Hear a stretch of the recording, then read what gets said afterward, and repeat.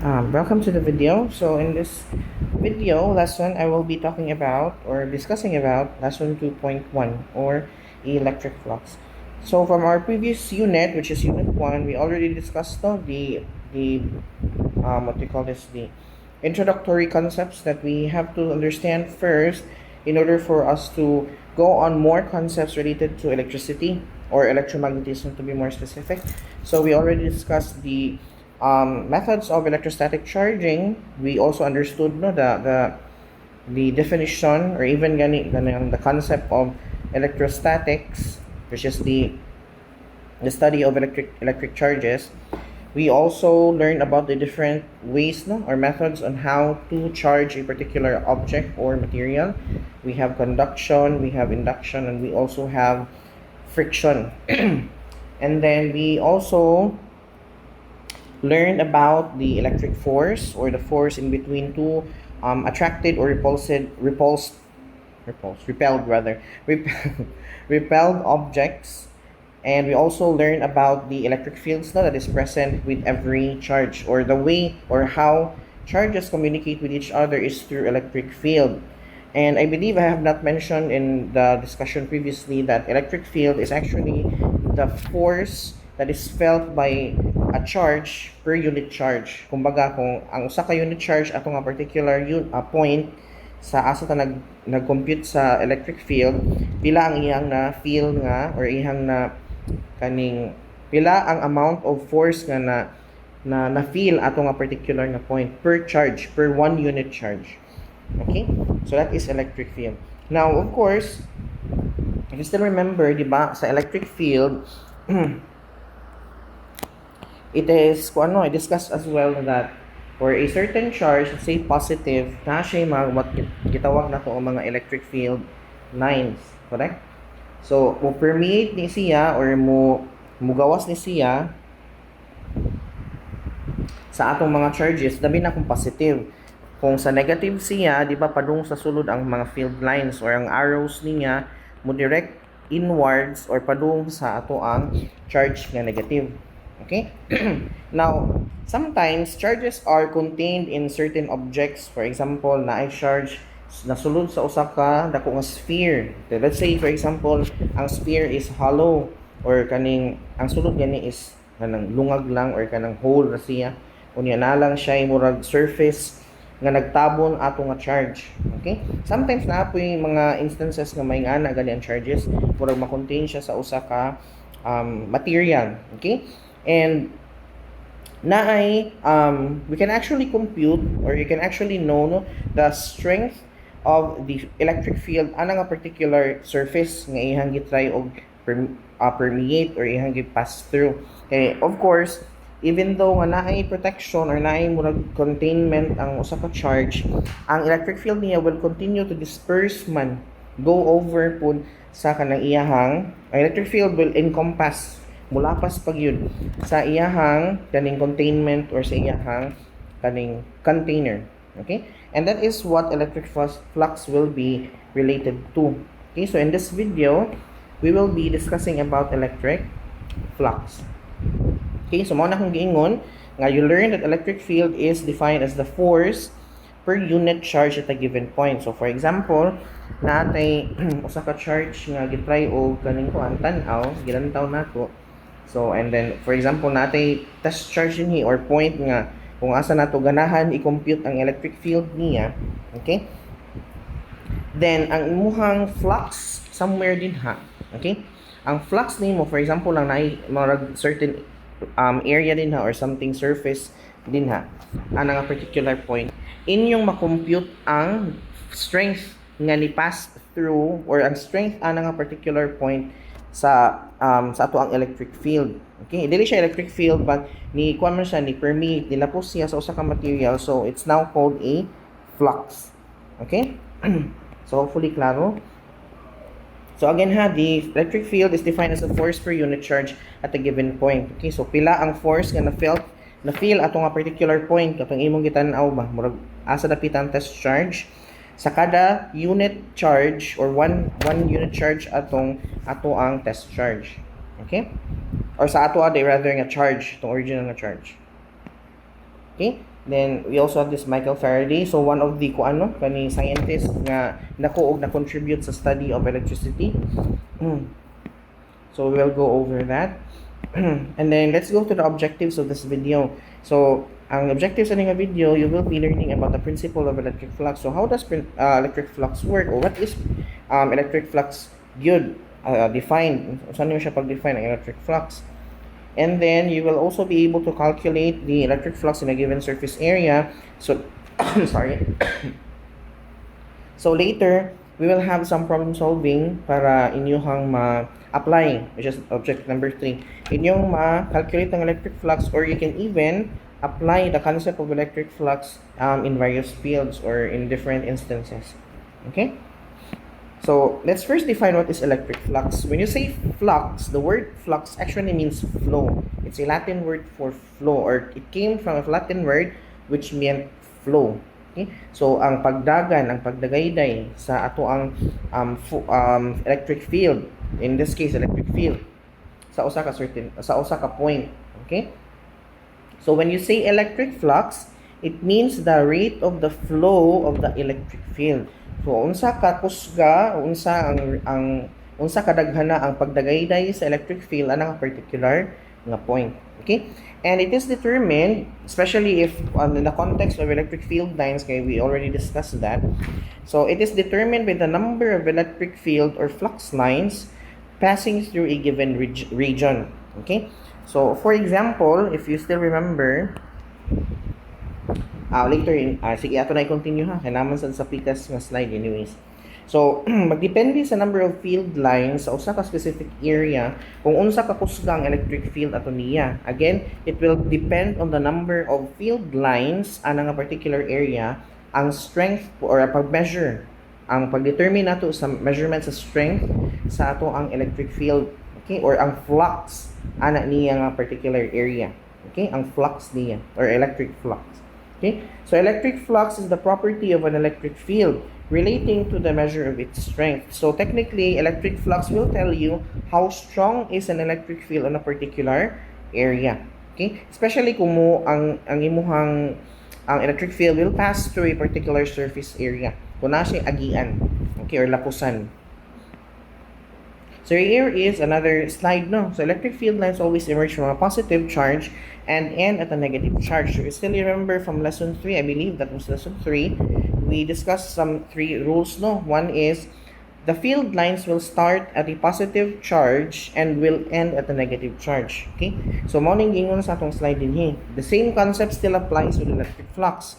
So ang ato ang field lines will point, or the arrows representing the field lines will point outwards our positive charge. So if you look at the image at the left side, positive charge siya, so expected yung field lines is pointing outwards. Okay? Whereas kung negative, ang negative will have the arrows pointing at it. So meaning nagtudlo sa iyaha ang mga arrows sa field lines niya.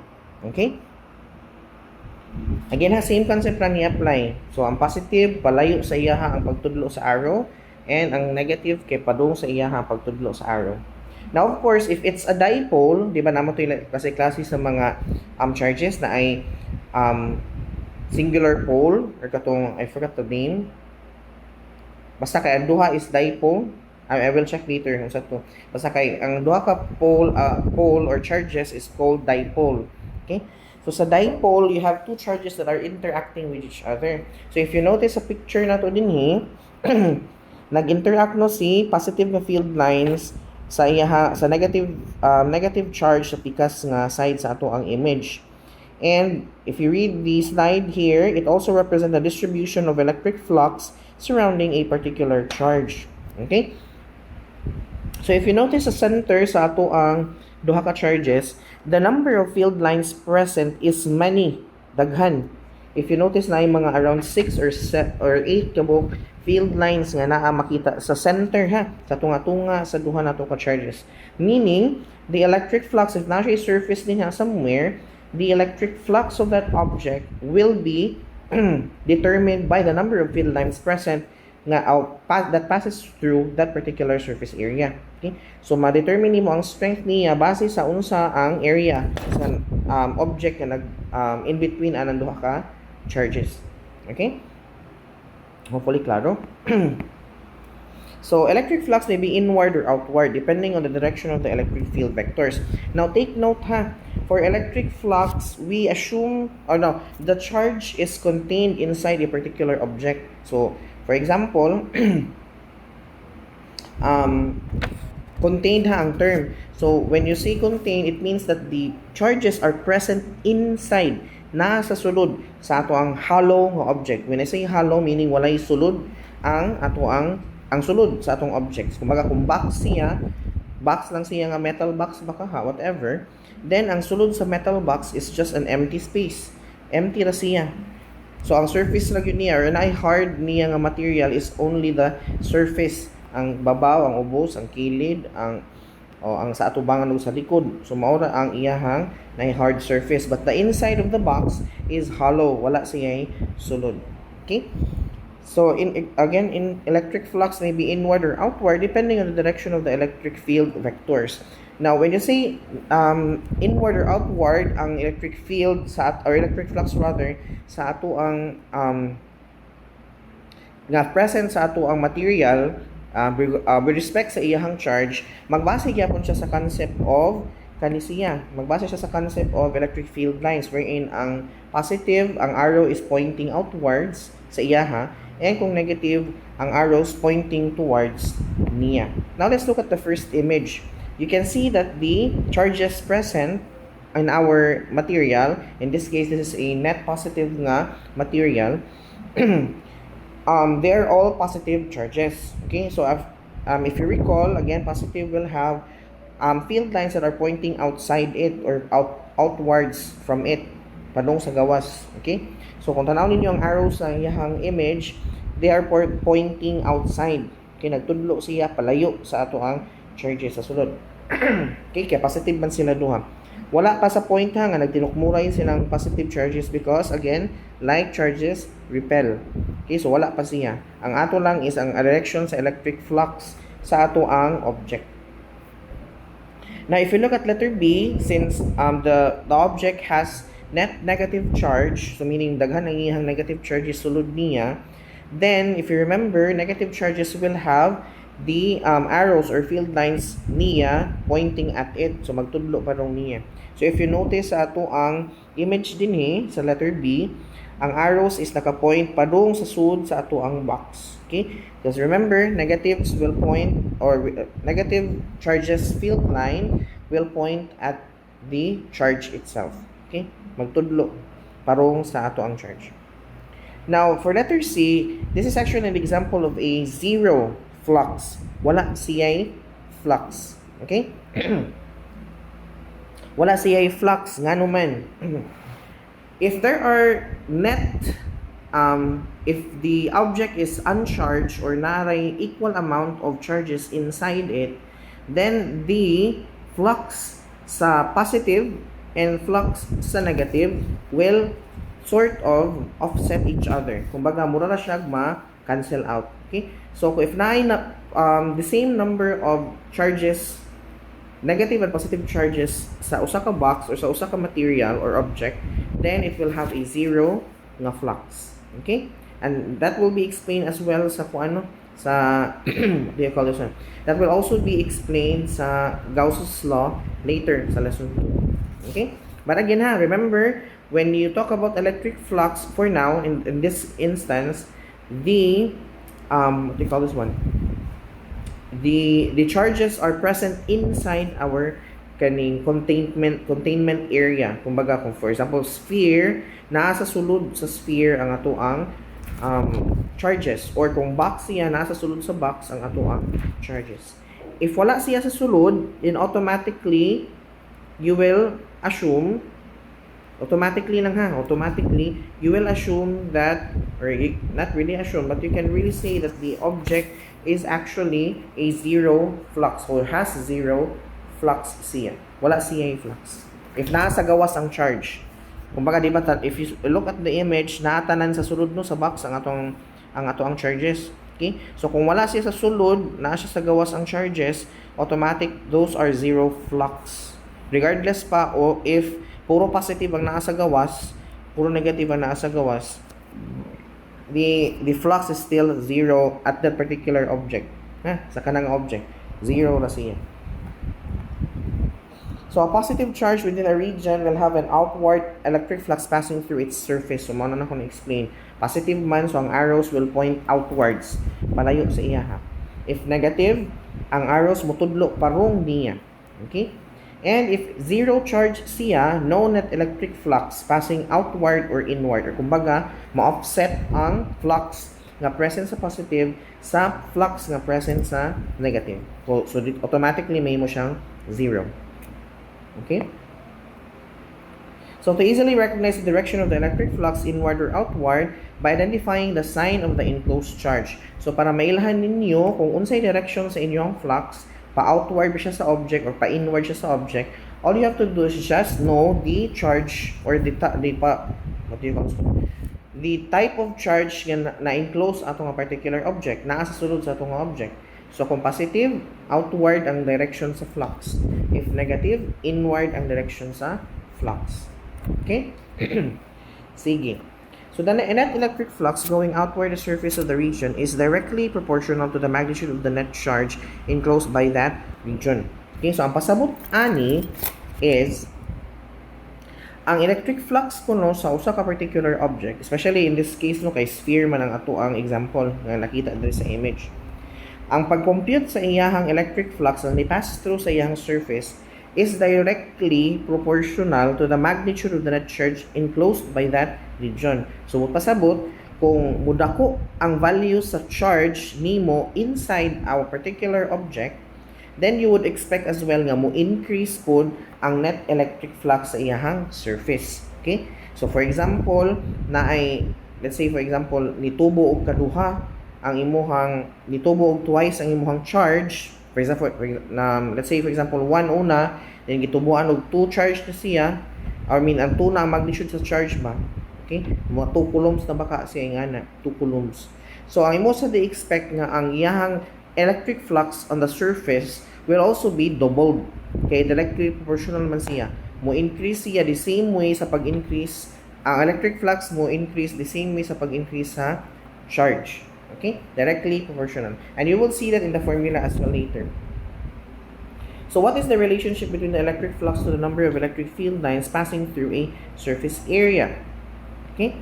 So in the case of uniform electric fields, uniform electric fields, it means nga, ang electric fields nimo is going at a usara ka direction tanan. Okay? Wala pa tong multiple direction gani, multiple say kung ingani, di ba ma-expect man ta nga ana ang kung positive niya, ana ang pag point sa ato ang mga field lines. Okay? But for uniform electric field means that ang flow sa atong electric field is usara ang direction sa tanan. Okay? Assuming lang sa na for now. Okay? Assumption pa na for now. So in the case of uniform electric fields, the electric flux can be calculated as phi or phi E, that this stands for the electric flux, kaning phi E. Phi kanang murag ang O, ang zero gani ang I nagsagol. Mo na siyang phi or phi. We call that phi sa una, but I also heard some kaning videos before nga mo tawag siyang phi. Depende ninyo sa inyong ganahan. I think masayon ang phi kontra sa phi. Anyways, so phi of E is equal to E, electric field, times the area of the surface where it passes through ang electric field. Okay? Or you can also write as E times the area times cosine theta. Okay? Ang theta din will be the angle nga panaglahi sa, or later ako sa di-explain. No? So basta kay angle ni siya related ang theta, and I will explain later kung asa ni mo nakuha ng theta. Okay? So the orientation of the surface relative to the lines of the force greatly affects the electric flux.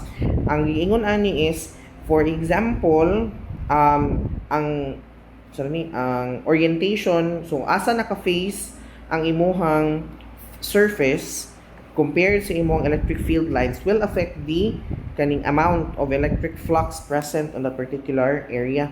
So magdepende siya kung unsay angle or unsay layout sa surface no with respect sa field lines nga gitry nato og focus. Okay? So later ato ikuan sa formula san. Okay? What do you think is the value of the electric flux when A and E are perpendicular? Okay? When A and E are perpendicular. And then what do you think is the value of the electric flux when A and E are at an angle? And what do you think is the value of the electric flux when A and E are parallel? So these are actually three scenarios no nga managlahi ang answer. With this one, perpendicular siya ang ato ang A ug ang E is perpendicular to each other na siya kagaling computation. This one also has its own computation, and if you notice center sa atong kaning picture is na present na si theta or ang atong angle. Okay? So later we'll be using that in computation as well. And this as well kung parallel ang ato ang surface, so kumbaga kung ang direction sa ato ang electric field is mausad ang pagka for example naghigda o nagbarug man no ang ato ang electric field padung mas ibabaw. If ang atong pong material nga supposed to be gipass through ta sa electric field is nagbarug basad, pila man kaha ang value. Lahi po ang iyang computation. Okay? So again, regardless of the situation or kaning instance dinhi, the formula nga kani siya is still followed for any of the kaning computations ato or any scenarios. Okay? Ang managlahi na siguro is ang inigamot nimo sa pag-compute sa theta. The electric field is still the same, the area is still the same. Labi na kung ang naglahi-lahi situation is just the angle no or the orientation of the surface area. So mao ra siya ang malahi kaning cosine theta nga part. Okay? But the rest is okay raman siya. Given naman siya daan if usahay given siya sa problem. So you can use that as well. Okay? So let's have some problem solving. Or ako sa niingon no. So for example kani, ako na lang iingon. For example ani niya, if your surface area is perpendicular sa imuhang electric field, remember kaning lines nga nay arrows is the electric field. Okay? Mao na siya ang or bisan gani ayun na na-include na. Okay, mao na siya ang orientation sa imuhang area. Okay? So ang imuhang electric field is perpendicular. So kumbaga if morning arrow and then imong compare ang asa naglingi, di ba? Mo maning face sa ato ang surface area. Okay? So kung asa naglingi ang imuhang surface area, if ang angle nila is 90 degrees, so perpendicular siya. Kaya 90 degrees man ang forma.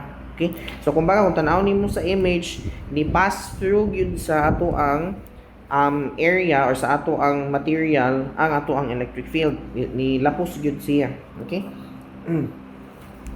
So if ingana gani ang inyuhang electric field, the amount of electric flux is actually the same ra. Ang electric flux niya is the same ra sa pag-compute nga using ingani. That is your electric field nga magnitude or ang vector ninyo, including the sign kung asa siya nakatudlo, times the area kung asa siya ni labang. Okay? So for example, ang iyang electric field is, let's say for example 12 lang, o ang area sa ato ang square in this case is 4, then you would get an electric flux of 48. Okay? Ang electric flux niya. And the SI unit for that is Newton meter square per coulomb. Newton meter square per coulomb. Okay? So that is the notice ang formula depende sa orientation yun sa imuhang material. Okay? So kung ang atong material is perpendicular sa ato ang electric field lines or ang phase nga kung asa nagalingi ang ato ang area parehas ra ba sa atong electric field lines, if pareha, then the formula is just the E times A. E times A ra siya. Ay, sorry. Okay? Pero kung kani siya, kasi kanilang kay masayon ni compare tong atong usa. Okay? So if ang ani siya ang ato ang electric field lines dili siya perpendicular sa ato ang area, kumbaga parehas og direction ang or nagtindog ang atong lines and nagtindog pud ang atong material. Okay? So dili ka lapos, dili ka penetrate ang ato ang electric field lines sa atong material. This is actually equal to 0. Okay, this is a zero flux nga position. Wala siya flux. Ang iyahang, sorry ka na ano siya no. Ang electric flux is just equal to 0. Ha? Kung parallel ang inyuhang surface area, ang inyong area sa inyuhang parallel ang inyong area sa inyong electric field. Okay? Again, ang concept is just kung for example nagtindog ang ato ang mga lines, nagtindog sad ang material. Okay? Or kung naghigda man gani atong electric field lines, okay? Ang atong pong material is naghigda sad naghigda sad siya. Okay? So kumbaga dili ka lapos. Ang flux mo is ko palapuson nimo sa material ang ato ang field lines.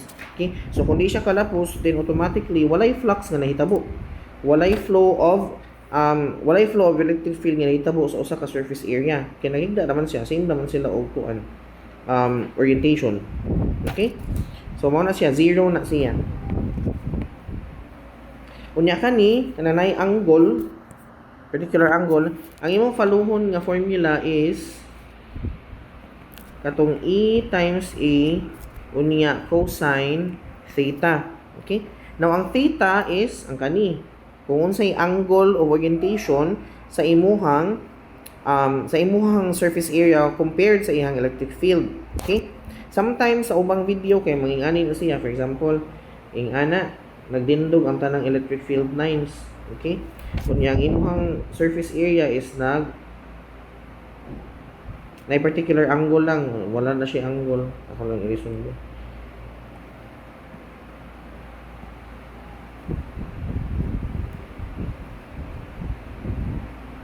Okay? So for example, mo na tong surface area. Yeah. Tapos ang ato ang electric field is naghibat nga na siya pagsulod. Okay? So sometimes ang pag-measure nila sa angle is ang pag-measure nila si angle is based kaning ato ang angle of inclination sa ato ang surface area compared sa iyahang field lines. In this case, actually ang imuhang gubuhaton is dili ang imuhang kuhaon. Instead, ang imong kuhaon is ang iyahang opposite nga angle. So i-minus nimo ni nga angle sa 90. And ang answer mao ang imuhang gamiton as theta. But kung kaniyang gihatag na daan ang angle in between sa ato ang field line and sa ato ang surface area kung asa siya nagalingi, then that is automatically your theta. Okay? So kani mas lisod ni kung kana ang ihatag sa problem. But I believe sa ato ang study guide or even gani sa inyong even sa questions nga naa sa inyong slides gani sa paper, ang gihatag is ingani na mas dali ra. So ma-compute ra dito ang theta or nahatag na daan ng theta. Okay? So again ha, kung naay nga angles, you would use this one. Okay? Cosine theta. Then later siguro nani example sa ato ang question then ato gamiton formula to solve for that one.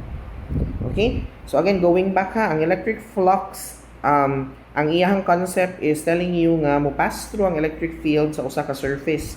Mo agi siya ba, mo lapos sa usa ka surface. When I say surface, kanang flat surface ba kaha or round surface ba kaha. Okay? So it could be different. And again, kung electric flux gani siya, it means if the charge is outside the object, imong gitry og compute ang electric flux, then the electric flux of that object is zero. Okay? Walay electric flux for that object. Pero kung ang charge is inside that object, okay, it's either positive or negative, then there is an electric flux depende sa maybe sa distance or sa radius sa ato ang sphere or kung cube siya depend or kung aning what you call this one, if a flat surface lang siya depende sa area ato nga kaning object, so yung ana. Okay, sige, so let's try solving. So a uniform electric field with 9,000 Newton per coulomb is parallel to a flat square area of 25 meters per square, meter square. Calculate the electric flux. So let's solve quickly. So ang given nato, we have this as our electric field, so this is E, and we also have this one as our A. Okay, and then remember, for electric field formula is EA only because the problem tells you that it is parallel. Okay, so kung imong drawingon, let's say kani naghigda lang sa nga lines, then your surface area is parallel. Kumbaga maagian gyud siya. Maagian gyud siya totally sa ato ang electric field lines, and they form a 90 degrees angle. Okay? So kaya nga naman ang orientation niya, parallel man siya, then we will use this formula. So that is equal to, dili lang dapit, 9,000 Newton, or I will omit the kuan lang ha. I will omit the what do you call this one? The SI unit. Anyways, I will add it later. And then times nato sa 25. So again, the SI unit still sa area is in meters, and for electric field is Newton per coulomb, N over C. So mo ni N over C. Okay? So ang answer niya will be 2.25 times 10 to the positive 5 rather. Positive 5 Newton meter square per coulomb. Okay? And that is your final answer.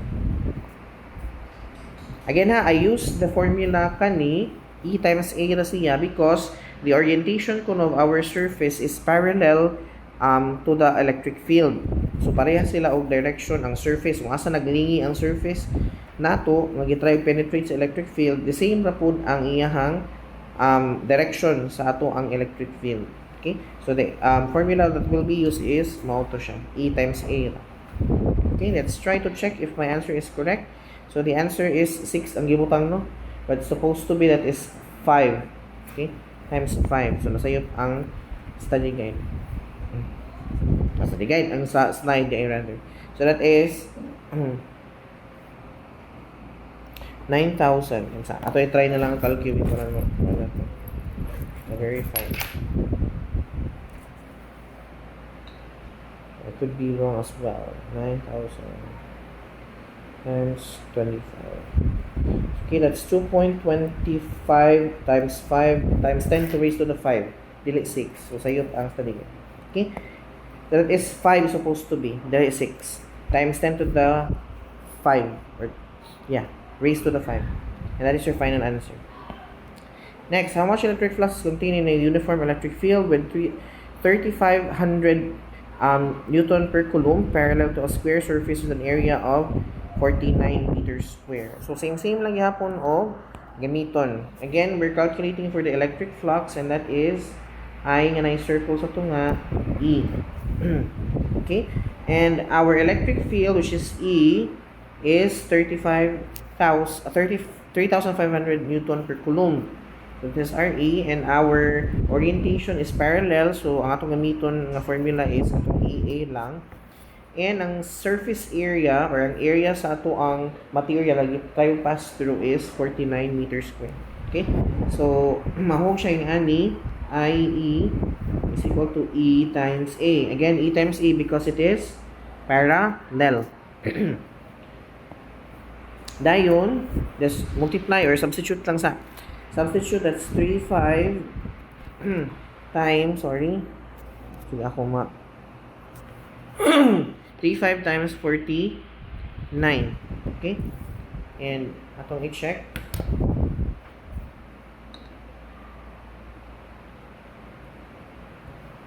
$171,500 Newton meters square per coulomb, or you can rewrite this as 1.715 times 10 to the positive 5 Newton meter square per coulomb. And that is your final answer. I believe wala ipakita ang answer ang sunod na slide ani, but that is my calculation. Okay? Sige, let's continue.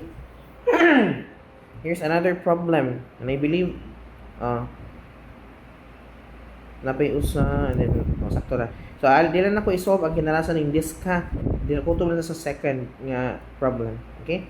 Identify the electric flux passing through a rectangle with sides of 13 meters and 25 meters found in a region with a uniform electric field of 200 Newton per coulomb and an angle of 55 degrees with respect to the horizontal. So, ang kaning ipasabot ng horizontal is the electric field nga line.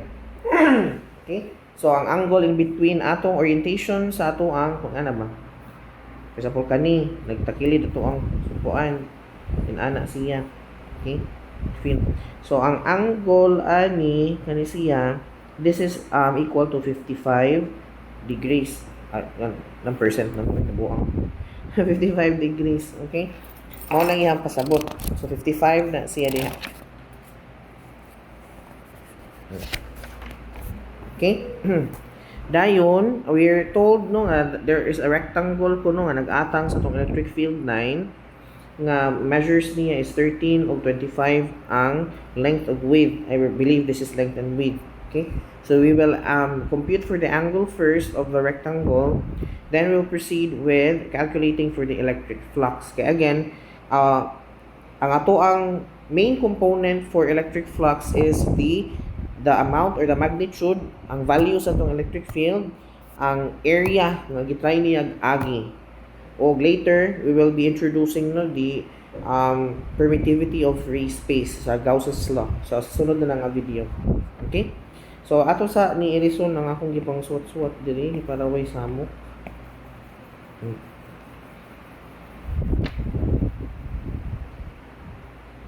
Okay? So, let's first compute for the area. Sa ang area na to, we will be using two kani informations no because that is length times width.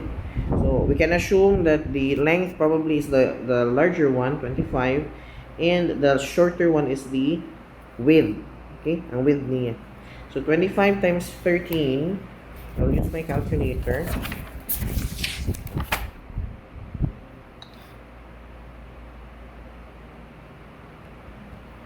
That is 325.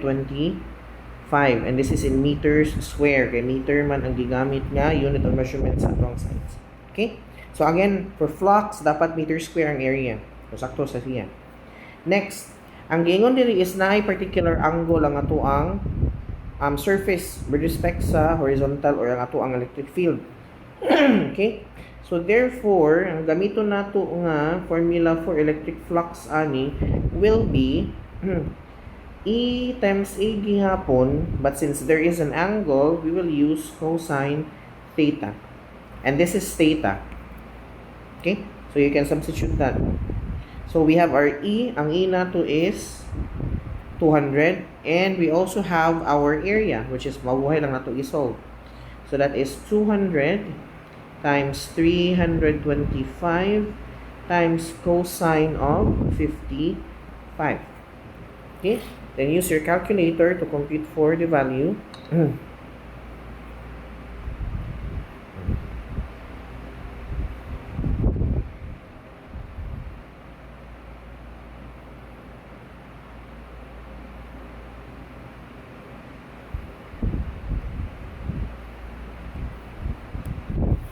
So you have 37,282.4686. Since this is electric flux, so that is in Newton meter square per coulomb. And that is your final answer. Or you can convert this to 7282 baka if you don't want to continue more. 282 times 10 to the I think that's 4. Positive 4 Newton meter square per coulomb again.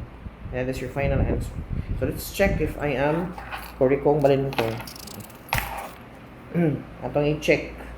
So again ha, ang answer is either 37,282 or 3.73 baka ha, if you want, times 10 to the positive 4. And the answer is correct. Okay? 3.73 times 10 to the positive 4 Newton meter square per coulomb. Okay? Now, for the rest of the problems here, you can try. Kani, this is the same with this second problem that we solved. Then, nasa yung particular area ang gihatag. Again, when you say from the horizontal, it means nga ang angle with respect sa electric flux. Okay? Ang ni-flow outside or through sa ato ang object. Okay?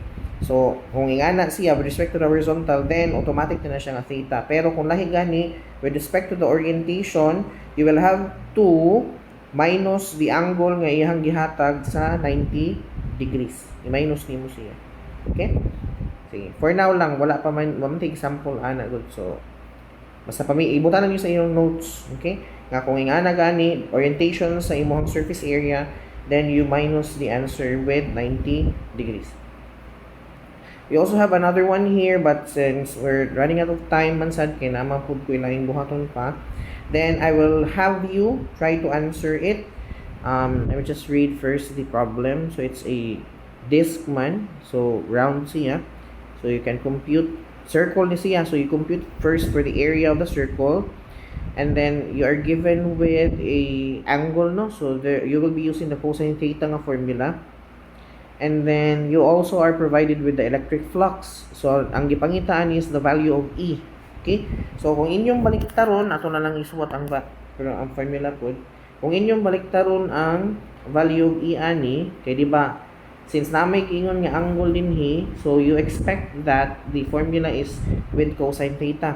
And actually this is theta already kay with respect man siya to the horizontal, which is the electric field. Okay? Now, if you're going to find for E, all you have to do is atong ipang-divide ang atong both sides with A cosine theta. Okay? So, para ma-cancel ang A, cancel ang theta, dili po sa pika side, you will divide it by A cosine theta. Therefore, ang E nato diya is equal to our electric flux divided by our area times cosine theta. So, makuha na nimo ang electric field. Okay? So, this is the formula in getting the electric field if electric flux is provided. And then, the answer, na siya. Then, another problem if you want to can try. And that is it for this video. So, if you have any questions, again, for zero charge that contains no electric flux at all. It could be nga, the charges present in the objects are both the same number of positives and negatives, or the charges are outside our object. Wala siya sa sulod. Okay? So, automatic ang iyang tawag is zero charge or no electric flux. Okay? So, if you have any questions regarding the topic, regarding the solutions, regarding the problems that we solve, please don't hesitate to send me a message. I will try to send you another explanation on how it was, or kung i-concept siya, I will explain it again in a different manner siguro, so you would understand, maybe an analogy, so you could understand better. Or if it's about problem solving, then I will explain in detail kung giunsa pag-solve ang usa ka problem or kato nga problem. Okay? So that is it for me. In the next lesson, we will be talking about the lesson related to electric flux, or the concept rather, or law related to electric flux, which is the Gauss's law. Okay? So, that is all, and goodbye, and see you on the next vid.